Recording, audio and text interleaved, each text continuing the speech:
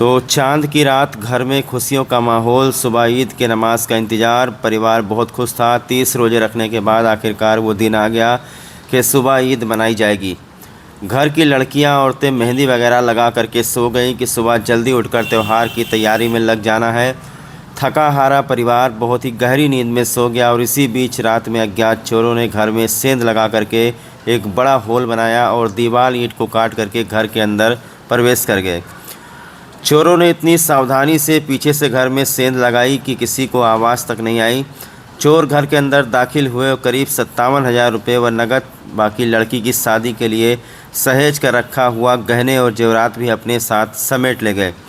रात को जब घर की बुजुर्ग महिलाओं को कुछ आवाज़ आई तो जब बुजुर्ग महिलाओं ने दरवाज़ा खोला और जब वो देखने लगी, उस वक्त भी चोर एक बड़े बक्से को इस होल से निकालने का प्रयास कर रहा था, लेकिन बक्सा बड़े आकार का होने के कारण इस होल से निकल नहीं पाया और देखते ही देखते अज्ञात चोर यहाँ से फरार हो गए। जब रात को परिवार के लोग चीखने चिल्लाने लगे, गांव के लोग इकट्ठा हुए, इसके बाद पुलिस को बुलाया गया। आइए आपको बताते हैं दरअसल ये मामला है कहाँ का। ये पूरा मामला हमारे उत्तर प्रदेश के जनपद बहराइच के रिसिया थाना अंतर्गत ग्राम पंचायत बैजनाथपुर के बनकटवा का है, जहां पर 10/11 की रात चोरों ने बेखौफ होकर चोरी की इस घटना को अंजाम दिया है। गांव निवासी शफीक अहमद पुत्र अजमत अली के घर में चोरों ने नकब लगा करके उनकी गाढ़ी कमाई पर हाथ फेर दिया। सबसे बड़े दुख की बात तो ये है कि रुपए और गहने बेटी के शादी के लिए संजो कर रखे गए थे कि ईद के बाद बेटी की शादी ठानी गई है और बेटी की शादी करनी है। जो परिवार का मुखिया है वो बाहर प्रदेश में रहकर मेहनत मजदूरी करता है, वहाँ से कुछ तिनके जोड़ करके घर भेजता है कि आखिरकार बेटी के हाथ पीले करने हैं। और घर की औरतें उस रकम को सहेज कर सजो कर रखी हुई थी, लेकिन कौन जानता था कि इस तरीके से उनकी गाढ़ी कमाई पर चोर इस तरीके से हाथ फेर देंगे।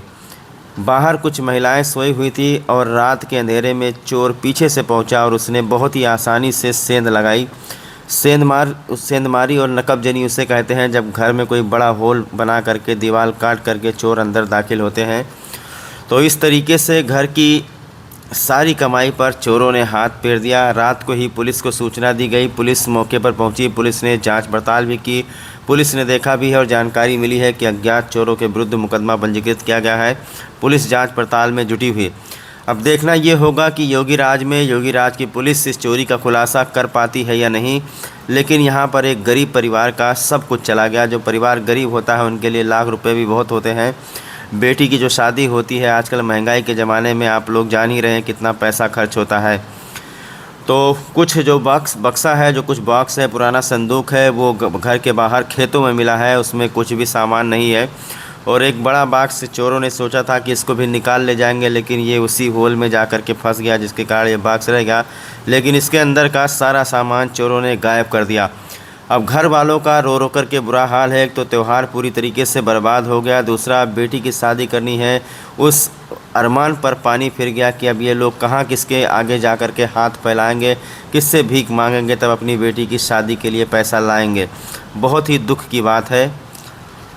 बहराइच पुलिस अधीक्षक को चाहिए कि इस चोरी का हर हाल में खुलासा करें। ये देखिए, घर का सारा सामान और कुछ चीज़ है जो बाहर एक मकई के खेत में मिला है, यहीं पर ला करके चोरों ने आपस खोला है, बक्सा तोड़ा है। उसके बाद शायद यहाँ पर बैठ करके एक एक सामान निकाले होंगे और सामान में जो सोचे होंगे कि छोटा मोटा सामान है जो ले जाने लायक है, महंगा सामान है, उसको ले चलते हैं।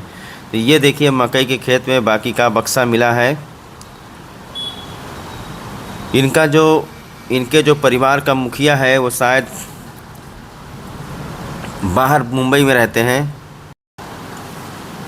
तो देख लीजिए वीडियो में किस तरीके से महिलाओं का रो रो कर के बुरा हाल है।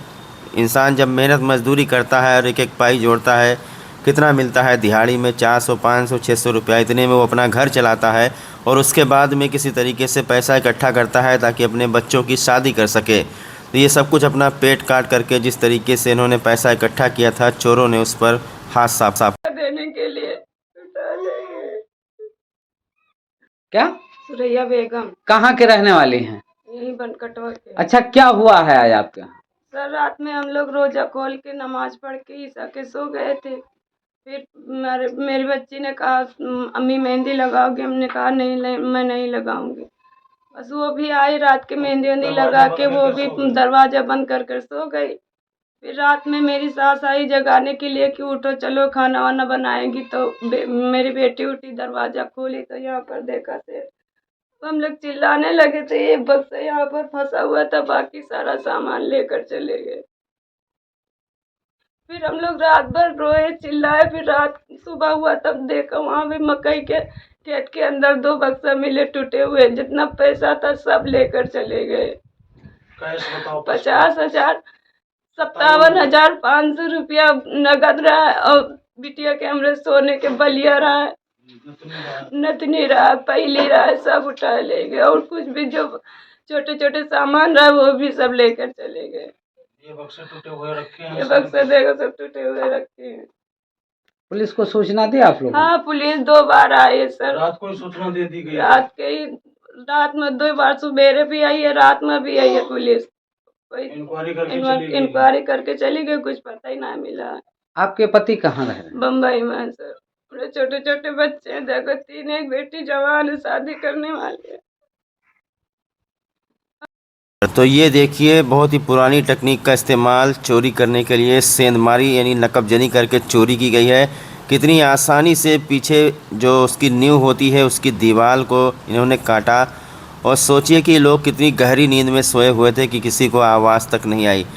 पीछे बिल्कुल सुनसान सन्नाटा था। मेरे ख्याल से ये अकेले आदमी का काम नहीं, इसमें 2-3 लोग लगे होंगे, और ये भी हो सकता है कि चोरों को पता रहा हो कि इनके घर में कुछ गहना वगैरह, पैसा वगैरह रखा है। ये देखिए कितनी आसानी से दीवार को काट करके और एक पूरा होल और सुरंग बना दिया, और उसके बाद सीधा घर में प्रवेश कर गए, और इसी सुरंग के अंदर से चोर ऊपर आए।